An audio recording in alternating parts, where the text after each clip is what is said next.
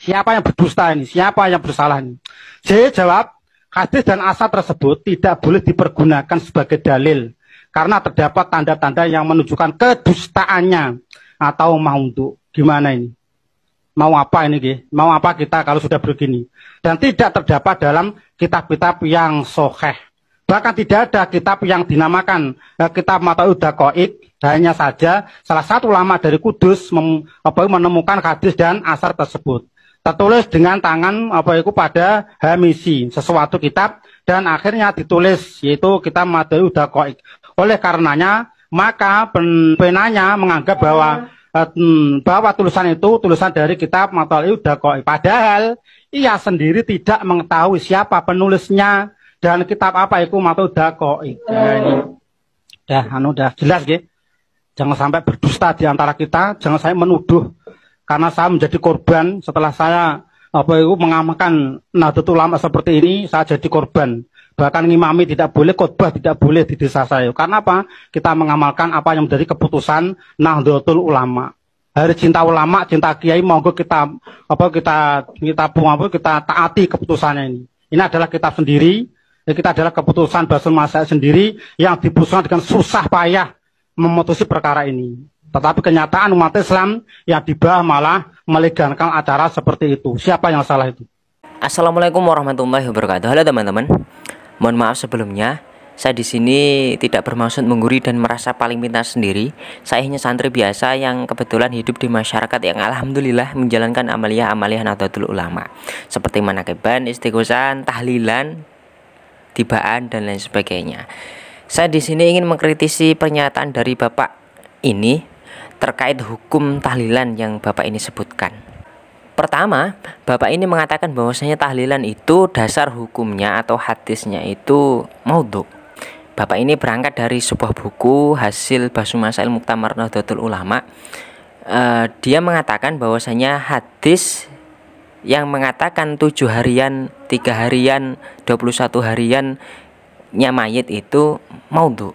Dan berangkat dari hadis ini, Bapak ini mengatakan bahwasanya tahlilan itu yang dilakukan oleh orang-orang NU adalah makruh. Kegiatan tahlilan itu makruh. Tapi Bapak ini tidak menjelaskan, tidak memperlihatkan secara detail kalimat per kalimat dari buku tersebut.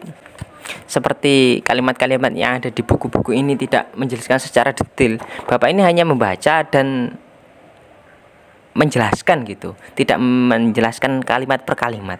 Ini menunjukkan ada indikasi bohong, ada indikasi tidak benar, ada indikasi tidak jujur di situ.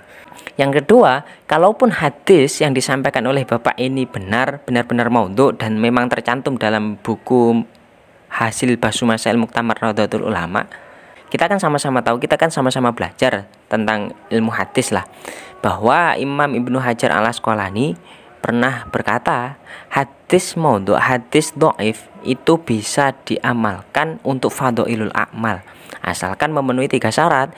Yang pertama, hadis tersebut tidak benar-benar dhaif, masih ada indikasi kebenaran dalam hadis tersebut. Tidak dhaifnya tidak terlalu nemen gitu, tidak terlalu berlebihan.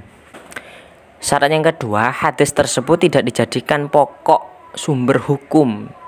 Jadi masih ada hadis lain yang menjadi sumber utama dalam menjelaskan amal tersebut. Kita kan sama-sama tahu hadis tentang tahlilan itu banyak sekali, tidak hanya satu ini yang disebutkan oleh Bapak tadi. Yang ketiga, hadis tersebut tidak diyakini bersumber dari Nabi Muhammad SAW. Hadis yang dijelaskan oleh Bapak ini tadi yang katanya maudhu, ini berasal dari Khalifah Umar, artinya asar sahabat. Berangkat dari situ kita tidak meyakini secara sungguh-sungguh bahwasanya hadis ini berasal dari Nabi Muhammad. Ketika syarat ini sudah terpenuhi, hadis yang katanya maudhu, hadis yang katanya dhaif itu boleh diamalkan untuk fadhailul a'mal, untuk keutamaan-keutamaan amal. Jadi sebagai penguat saja. Yang ketiga, Bapak ini menunjukkan falasi dalam berpikir, kesesatan dalam bernalar. Hadis yang menjadi sumber hukum untuk melaksanakan kegiatan tahlilan itu tidak hanya satu, banyak sekali. Kita tidak boleh menghukumi suatu perkara hanya satu sudut pandang saja, hanya satu sumber hukum saja. Maka yang dilakukan oleh Bapak ini ketika menghukumi tahlilan itu makruh bersumber dari hadis maudhu yang dijelaskan oleh Bapaknya tadi, Ini tidak dibenarkan.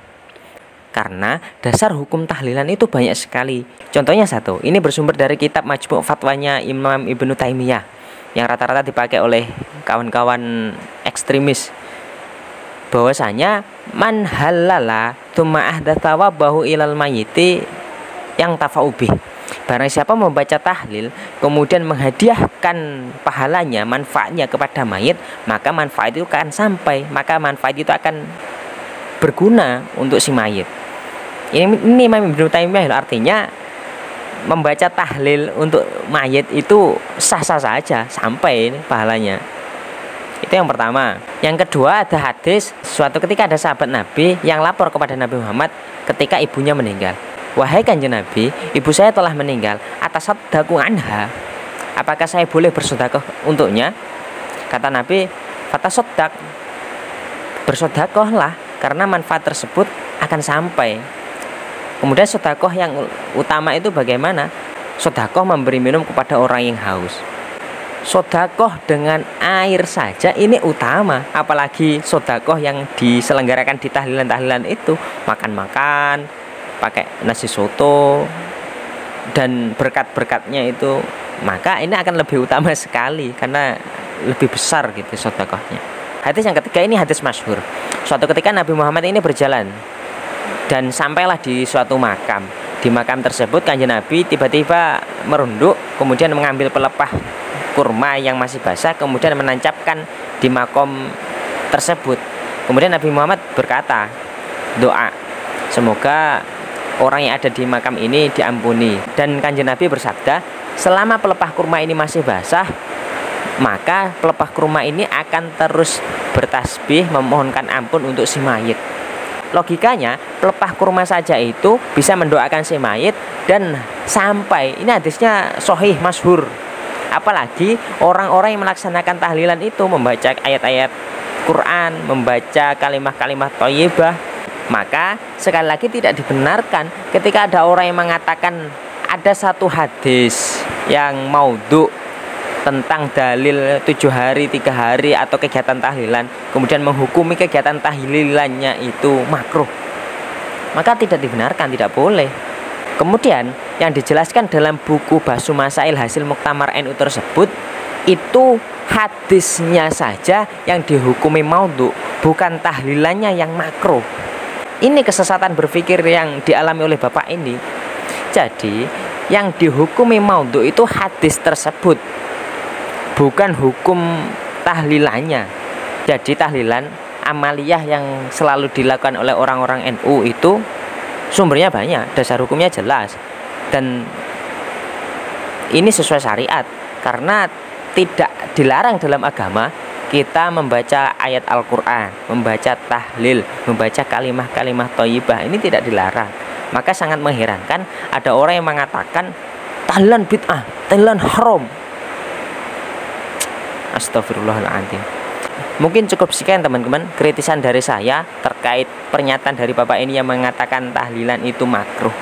Kalau ada salah mohon koreksinya ya.